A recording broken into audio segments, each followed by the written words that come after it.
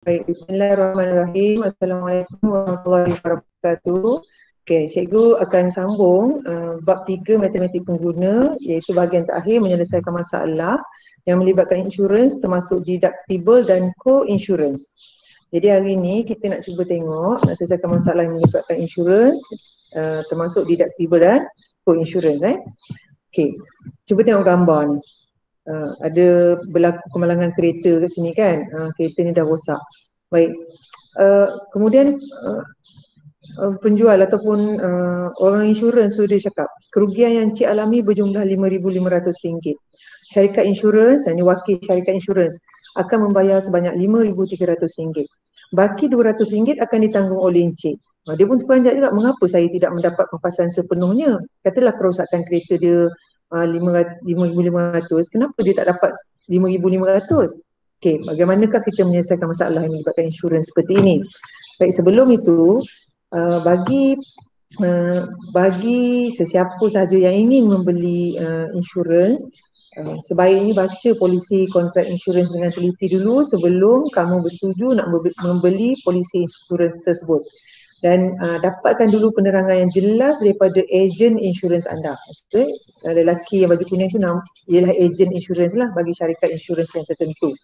Baik, terdapat beberapa peruntukan dalam kontrak insurans yang menyebabkan pemegang polisi mungkin menerima pampasan kurang daripada kerugian sebenar dan perlu pula menanggung sebahagian daripada kerugian tersebut. Jadi antara peruntukan tersebut kita panggil deductible dan co-insurance ataupun juga dikenali sebagai insurans bersama. Okey. Baik, apa itu deductible? Deductible ialah satu jumlah yang perlu ditanggung oleh pemegang polisi sebelum layak membuat tuntutan daripada syarikat insurans. Kebiasaannya deductible terdapat dalam kontrak insurans harta, insurans perubatan dan kesihatan dan insurans motor. Jadi peruntukan ini tak terdapat dalam insurans hayat dengan insurans liability diri. Cuba tengok gambar ni. Sebelum deductible kamu bayar penuh. Okay. Kemudian selepas deductible, kos ini dikongsi dengan insurans kita. Okay. Baik, tengok contoh 4. Puan Sahila hendak membeli insurans motor untuk keretanya yang mempunyai peruntukan deductible sebanyak RM300. Okay, sepanjang tempoh insurans tersebut, Puan Sahila telah mengalami 3 kali kemalangan. Kerugian yang dialami adalah pada bulan Mac, Julai dan Ogos. Bulan Mac dia rugi RM2,800, bulan Julai RM250 dan bulan Ogos RM400. Nyatakan sama ada Puan Sahila boleh membuat tuntutan terhadap kerugian yang dialami ataupun tidak. Kalau boleh, nyatakan jumlah bayaran pampasan yang boleh Puan Sahila tuntut bagi setiap kerugian yang dialaminya. Okay, cuba kita tengok jadual ni. Tengok jadual ni. Baik, bulan Mac. Pada bulan Mac, kerugian kemalangan kereta Puan Sahila ni mengalami kerugian RM2,800. Boleh tak dia membuat tuntutan? Boleh ke tidak dia membuat tuntutan?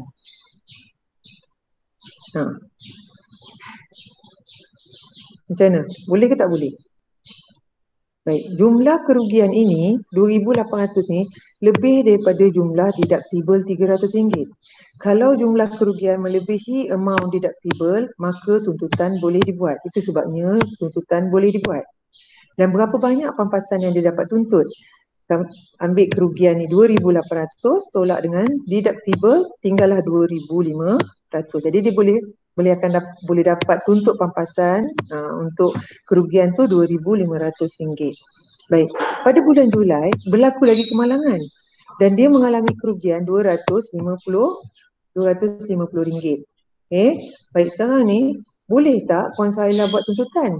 Cuba tengok, deductible ni RM300. Deductible ni nilai yang dia kena tolak daripada insurans yang dibayar, insurans yang dibeli tu.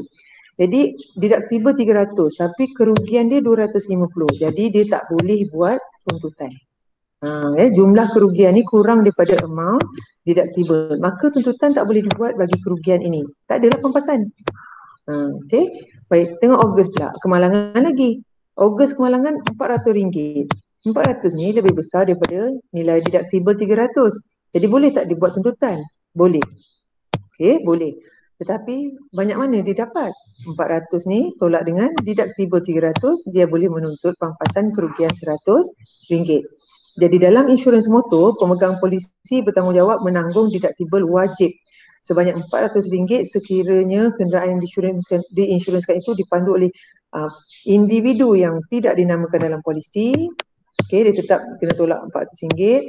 Individu tersebut dinamakan dalam polisi tapi bawah umur 21 tahun, ataupun pemegang kes lesen memandu sementara, ataupun pemegang lesen memandu penuh yang kurang dari 2 tahun. Jadi deductible lain tu dikenakan mengikut budi bicara syarikat insurans. Itu senario bagi insurans motor. Baik, contoh 5. Celin mempunyai polisi insurans perubatan pula dengan deductible sebanyak RM30,000 setahun dengan had tahunan melebihi RM300. Baik, pada tahun pertama dalam tempoh insuransnya, Celin telah dimasukkan ke hospital untuk pembedahan appendix dan dikenakan kos rawatan sebanyak RM8,000. Baik, pada tahun berikutnya, Celin perlu melakukan pembedahan jantung pula dan dikenakan kos rawatan RM210,000. Nyatakan jumlah yang perlu ditanggung oleh Celin dan jumlah yang dibayar oleh syarikat insurans pada tahun pertama dan pada tahun kedua tempoh insuransnya. Kita kira tahun demi tahun. Okey. Tahun yang pertama, kos rawatan untuk Celin untuk pembedahan appendixnya ialah RM8,000. Dan RM8,000 ni kurang daripada amount deductible RM30,000. Jadi, Celin perlu menanggung semua kos rawatan RM800,000. Pada tahun yang kedua, kos rawatan untuk pembedahan jantung ialah RM210,000. Dan kos ini lebih besar daripada deductible. Lebih besar daripada amount deductible. Jadi jumlah yang perlu ditanggung oleh Celin ialah jumlah yang perlu ditanggung oleh Celin ialah RM30,000. Dan jumlah yang dibayar oleh syarikat insurans ialah RM210,000 tolak dengan RM30,000. RM30,000 ni ialah deductible ni. RM30,000 ni ialah deductible. Deductible ialah bayaran yang perlu dibayar oleh pemegang polisi. Okay, jadi jumlah yang akan dibayar oleh syarikat insurans ialah RM180,000 sahaja. Itu contoh yang kelima. Jadi ada peranan deductible tu. Dia tolaklah. Deductible ni berasal daripada bahasa Inggeris deduct. Deduct maksudnya deduct. Deduct ni maksudnya apa? Tolak. Ditolakkan. Baik. Kemudian ada satu lagi. Co-insurance. Apakah co-insurance dalam insurans harta? Co-insurance ialah perkongsian bersama kerugian antara syarikat insurans dengan pemegang polisi. Baik, bagi fasal co-insurance dalam insurans harta. Ini insurans harta. Pemegang polisi dikehendaki menginsuranskan hartanya pada satu jumlah tertentu berdasarkan peratusan co-insurance yang telah ditetapkan oleh syarikat insurans daripada nilai boleh insurans harta tersebut. Dan lepas ni kita tengok jalan kerja dia macam mana. Sekiranya peruntukan co-insurance ini tidak dipenuhi, pemegang polisi perlu menanggung sebahagian daripada kerugian bersama-sama dengan syarikat insurans. Oleh itu, pemegang polisi, katalah kita yang beli insurans harta tersebut, kita dipanggil pemegang polisi. Jika pemegang polisi ingin mendapatkan pampasan penuh atas kerugian separa yang dialami, dia perlu menginsuranskan harta tersebut mengikut peruntukan co-insurance-nya. Okay? Baik, ini ialah istilah pasal ataupun clause. Adalah bahagian daripada bab dalam undang-undang. Kita clause berapa, pasal berapa. Baik, nilai boleh insurans harta ialah nilai sebenar aset. Kos penggantian aset atau nilai lain yang dinyatakan dalam pasal penilaian polisi insurans. Kita cerita panjang tentang co-insurance ni, tapi macam mana kita nak apply ataupun aplikasikan dalam kes ataupun situasi-situasi pemegang polisi ataupun syarikat insurans tu. Tengok lagi macam mana pengiraan tu dibuat. Ayat tadi maksudnya macam ni lah. Maksudnya ialah poin-poin 1, 2, 3 ni. Baik, jumlah insurans yang harus dibeli ialah peratusan co-insurance darab dengan nilai boleh insurans harta tersebut. Okay, yang pertama, jika nilai yang diinsuranskan itu sama dengan jumlah insurans yang harus dibeli, jadi bayaran pampasan oleh syarikat insurans ialah jumlah kerugian tolak deductible. Okay, depan ni ada contoh-contoh melibatkan situasi-situasi ni. Yang kedua, jika nilai yang diinsuranskan itu kurang daripada jumlah insurans yang harus dibeli, maka bayaran pampasannya mengikut rumus seperti ini. Okey.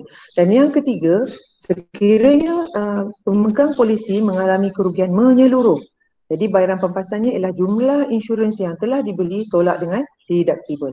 Ya, dengan adanya peruntukan deductible dan co-insurance dalam polisi insurans, maka premium yang akan dibayar akan menjadi lebih rendah, akan menjadi lebih. Tengok contoh macam mana nak gunakan rumus untuk aplikasi-aplikasi untuk nak aplikasikan rumus yang tadi tu. Baik, contoh 6. Encik Ismail ingin membeli insurans kebakaran untuk rumahnya. Nilai boleh insurans rumah itu ialah RM350,000. Okay, tengok istilah ni. Nilai boleh insurans. Polisi insurans kebakaran yang ingin dibelinya itu mempunyai peruntukan co-insurans untuk menginsurансkan 80% daripada nilai boleh insurans. Katanya deductible ialah RM2,000. Jadi hitung jumlah insurans yang harus dibeli oleh Encik Ismail bagi rumahnya. Okay, kalau ikut rumus tadi, jumlah insurans yang harus dibeli ialah peratusan co-insurans dalam soalan ni ialah 80%. Darab dengan nilai boleh insurans harta. Nilai boleh insurans harta ialah RM350. Jadi kita dapat RM280,000. Di jumlah yang ditanggung oleh pemegang polisi atas kerugian separa yang dialami akibat tidak memenuhi peruntukan co-insurans dikenali sebagai penalty co-insurance. Maksudnya sepatutnya dia harus membeli insurans RM280,000 tapi dia tak beli RM280,000. Dia membeli insurans bawah daripada RM280,000. Jadi kalau itu kita panggil penalty penalty co-insurance. Okay. Contoh yang keenam juga bagi kes B. Rumah Encik Ismail telah mengalami kebakaran dan jumlah kerugiannya ialah RM25,000. Jadi hitung bayaran pampasan yang akan diterima Encik Ismail jika dia menginsuranskan rumahnya, kes yang pertama, pada jumlah insurans yang harus dibelinya.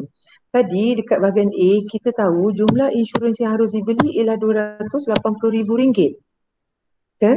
Okey, jadi bayaran pampasan dia beli kalau kes yang pertama jumlah insurans yang harus dibeli itu penuh RM280,000, dia akan Encik Ismail akan mendapat bayaran pampasan RM25,000 kerugian yang dialami, tolak saja dengan deductible. Dapat dari mana? Daripada rumus ni.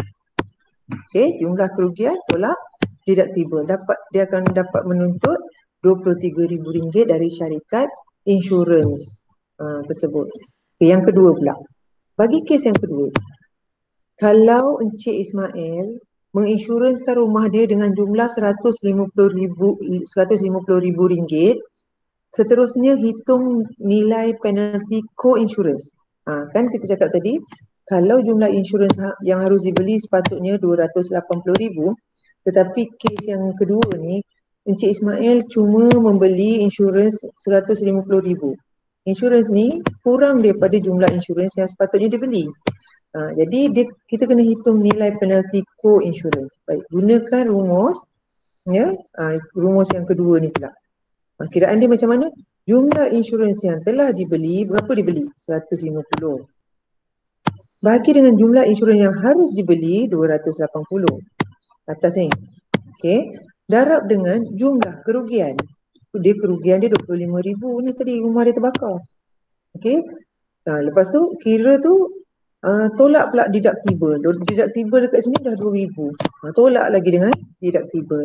Jadi bila kita dapat ni, kita tak dapat RM11,392.86. Jadi atas kerugian 25,000 rumah Encik Ismail terbakar, dia dapat menuntut pampasan RM11,392.82. Tapi oleh kerana insurans rumah itu ialah hanya RM150,000, ada lagi penalty co-insurance iaitu kerugian ni tadi RM25,000 tolak dengan RM13,392.86. Tolak dengan ni. Macam tu. Jadi penalty co-insurance ialah RM11,607.14. Penalty co-insurance ni bersamaan dengan 46.4%. Macam mana kita cari? ambil kos penalti tu RM11,607.14 bahagi dengan 25,000 kerugian dia tu. Nanti kamu akan dapat nilai ni. Okey, tu contoh, itu pun situasi yang kedua. Okay, yang ketiga. Rumah Encik Ismail telah mengalami kerugian menyeluruh. Maknanya total loss. Total loss. Rumah tu terbakar semualah. Jika dia menginsurenskan rumahnya dengan jumlah RM200,000, hitung bayaran pempasan yang diterimanya. Okey, tadi jumlah insurans yang telah dibeli berapa? RM280,000 kan? Tapi jika dia menginsurenskan rumahnya dengan jumlah RM200,000, hitung bayaran pempasannya. Tapi dekat sini dia ada kerugian menyeluruh. Ataupun total loss. Total loss. Okey, untuk kiraan total loss ni ataupun kerugian menyeluruh, bayaran pempasan ni ialah jumlah insurans yang telah dibeli tolak dengan deductible. Macam tu je terus. Maknanya bayaran pempasan tu kiraan dia RM200,000 ni ialah kerugian ni RM200,000 ni ialah insurans rumah dia, tolak je dengan deductible. Dapat ni RM148,000. Dia boleh bayaran pempasan oleh syarikat insurans. Kerugian ditanggung oleh Encik Ismail inilah sebanyak ini. Okay. Jika pemegang polisi menginsurenskan hartanya dengan jumlah lebih besar daripada jumlah yang harus dibeli, mengikut peruntukan co-insurance, bayaran pempasan yang dihitung menggunakan rumus co-insurance akan melebihi jumlah kerugian sebenar yang dialami. Walau bagaimanapun syarikat insurans tu hanya akan membayar bayaran pempasan, tak akan melebihi jumlah kerugian yang sebenar. Bayaran maksimum untuk satu kerugian adalah bersamaan dengan jumlah nilai muka insurans yang telah dibeli oleh pemegang polisi. Ingat tu. Okey. Baik.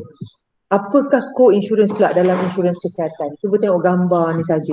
Cuba tengok gambar yang kuning tu je. Apa tu co-insurance? Maknanya bila kita memegang polisi kesihatan, bayaran kesihatan kita untuk dituntut ataupun tuntutan bayaran kesihatan selepas kita mendapatkan rawatan ataupun selepas mendapatkan rawatan ialah tidak sepenuhnya ditanggung oleh syarikat insurans, tetapi kita juga perlu membayar bahagian kita sendiri. Co ni maknanya apa? Co ni macam bersama lah. Dalam bahasa Inggeris kita panggil bersama. Co ni cooperation kan, co ni bersama. Jadi co-insurance tu ialah sikit yang dibayar, ada yang dibayar oleh insurans, syarikat insurans, ada juga yang kita kena bayar. Jadi dalam kontrak insurans kesihatan, co-insurance ditetapkan dalam fasal penyertaan peratusan. Ada fasal tadi kan, khasnya bagi polisi insurans perubatan utama. Jadi dalam fasal ini, pemegang polisi dikehendaki menanggung sebahagian daripada kos perubatan yang dilindungi kontrak mengikut satu kadar yang dipersetujui selepas mengambil kira peruntukan deductible sekiranya ada. Sebagai contoh, penyertaan peratusan co-insurans 80-20. Maksudnya syarikat insurans tanggung 80% kos perubatan yang dilindungi oleh polisi, 20% lagi ditanggung oleh pemegang polisi. Itu maksud co-insurance dalam insurans kesihatan. Kita tengok contoh. Puan Chen mempunyai polisi insurans perubatan utama dengan peruntukan deductible RM500 dan pasal penyertaan peratusan co-insurance ialah 75-25 dalam polisi tersebut. Hitung bayaran kos yang ditanggung oleh syarikat insurans Puan Chen, dan hitung bayaran kos yang ditanggung oleh syarikat insurans dan Puan Chen sendiri jika kos perubatan yang dilindungi polisinya berjumlah RM20,600. Okey. Sekarang peruntukan deductible perlu dipenuhi oleh pemegang polisi terlebih dahulu sebelum dapat menikmati faedah insurans yang dibelinya. Dia mesti peruntukan deductible perlu dipenuhi dahulu. Okey. Jadi penyelesaiannya kos perubatan selepas deductible ini Puan Chen ada polisi kesihatan RM20,600 tolak dengan deductible. Jadi ini ialah kos perubatan selepas deductible RM20,100. Bayaran kos yang ditanggung oleh syarikat insurans ialah 70-25. Maksudnya syarikat insurans bayar 75 bahagian, 75%, kita kena bayar 25%. Jadi 70% daripada kos perubatan selepas deductible. Jadi bayaran kos yang ditanggung oleh Puan Chen ialah 25% daripada bayaran kos perubatan campur dengan deductible. Okey, yang ni pemegang polisi yang kena bayar. Jadi kos yang ditanggung oleh Puan Chen sebenarnya ialah RM5,525 untuk kos perubatan Puan Chen tu. Tu. Jadi perbezaan antara deductible dengan co-insurance ni, deductible ialah satu jumlah yang mesti dibayar dahulu oleh pemegang polisi tanpa mengira jumlah kos manfaat yang dia layak. Tapi co-insurance pula ialah perkongsian kos. Perkongsian kos dengan keadaan pemegang polisi menanggung peratusan tertentu daripada kerugian bersama dengan syarikat insurans. Itu beza antara deductible dengan co-insurance. Jadi sebelum kamu membeli ataupun memilih mana-mana insurans yang terbaik untuk kamu, ketahui dulu jumlah pelindungan diperlukan. Kamu nak buat pelindungan sepenuhnya ke, kan? Pelindungan hayat ke, atau pelindungan motor ke? Okay. Kemudian bandingkan kadar premium dan manfaat insurans tersebut. Okay, contohnya macam sebelum ni kita buat, kita nak beli insurans perjalanan kan, nak pergi melancong contohnya. Bandingkan kadar premium, apa manfaat yang insurans itu tawarkan. Yang ketiga, fahami skop pelindungan, terma dan syarat polisi. Kena tahu, kamu dah belajar sekarang ni, apa dia co-insurance, apa deductible, kamu dah tahu dah. Semalam kita tengok premium, tengok macam-macam akta polisi, insurans motor misalkan, insurans perubatan, Kemudian elakkan pelindungan yang tak perlu. Kamu rasa kamu tak perlu kan insurans tersebut, kamu tak payah pun membeli polisi tersebut. Jadi memang kalau ikut peribahasa sediakan payung sebelum hujan, tapi kamu kena tahu, kena ada ilmu pilihan insurans yang terbaik untuk kamu. Dan yang terakhir, kita tengok satu contoh penyelesaian masalah. Jasnita ingin membeli polisi insurans perubatan untuk dirinya. Dia membuat perbandingan faedah bagi pelan polisi daripada dua buah syarikat insurans yang berbeza, XX dan YY. Baik, berdasarkan jadual tersebut, pelan polisi insurans yang manakah lebih baik untuk Jasnita? Okey, cuba kita tengok. Ini ialah polisi insurans perubatan. Ada XX, ada YY. Kedua-dua syarikat ni pun menawarkan RM50,000 had tahunan keseluruhan. Faedah perubatan RM50,000. Kedua-duanya pun RM50,000. Tapi cuba tengok faedah yang lain pula. Bilik hospital dan makanan. XX ni dia bagi 160, tuntutan RM160 bagi setahun, 365 hari setahun. YY dia bagi RM200, memang lebih tinggi daripada XX, tapi maksimum 200 hari setahun. Tengok kalau kena masuk unit rawatan api ICU kan. Mengikut charge yang XX menawarkan, mengikut charge yang dikenakan maksimum 90 hari setahun. YY dia pampasan ataupun insurans perubatan untuk unit rawatan api ni, pecahannya ialah RM400, maksimum 90 hari setahun. Sama juga kan? Sama juga. Cuma yang ini mengikut charge yang dikenakan. Yang ini bayar 400 je. Kalau kamu bayar lebih daripada 400 pun kamu masih lagi tuntut 400 saja boleh. Allowance tunai harian di hospital kerajaan. Yang ini RM100. Yang ini RM50. Ini maksimum dia cover sampai 365 hari. Yang ini maksimum 200 hari je setahun. Dan premium tahunan ini lebih murah daripada premium tahunan yang ditawarkan oleh syarikat insurans YY. Jadi, pelan mana yang lebih baik kalau kamu nak ambil polisi insurans perubatan? Nampaknya pelan polisi XX ni lebih baik. Kerana walaupun kedua-duanya memberikan had tahunan keseluruhan yang sama RM50,000, premium tahunan XX adalah lebih kecil ni. Premium ni. Bayar tahunan pun kecil, murah sikit lah. Jadi premiumnya lebih kecil berbanding dengan YY. Selain itu, faedah yang ditawarkan juga adalah lebih baik dari segi tempoh pelindungan. Macam mana kita nak baca tempoh pelindungan? Tempoh pelindungan dekat sini lah. Ini 365 hari, yang ni 200 hari je pelindungan dia. Ni sepanjang tahun. Bagi bilik hospital dan makanan, elang tunai harian di hospital kerajaan, itu semua di cover untuk setahun. Baik, tambahan lagi, tiada pula had pelindungan bagi unit rawatan api. ikut charge yang dikenakan. Kalau dia kena 300 contohnya lah, 100 ke, kita claim 100 kita dapat 100, contoh macam tu. Jadi yang ni kerana pampasan dibayar mengikut charge rawatan yang dikenakan kepada pemegang polisi, berbanding dengan YY ada had 400 bagi tempoh pelindungan yang sama untuk unit rawatan rapi. Inilah hari ni kita cuma tengok apa dia deductible dan apa dia co-insurance dan bagaimana kita nak menyelesaikan masalah situasi case by case dalam insurance. Insurance dalam hari ini kita tengok insurans perubatan dengan insurans harta. Okey.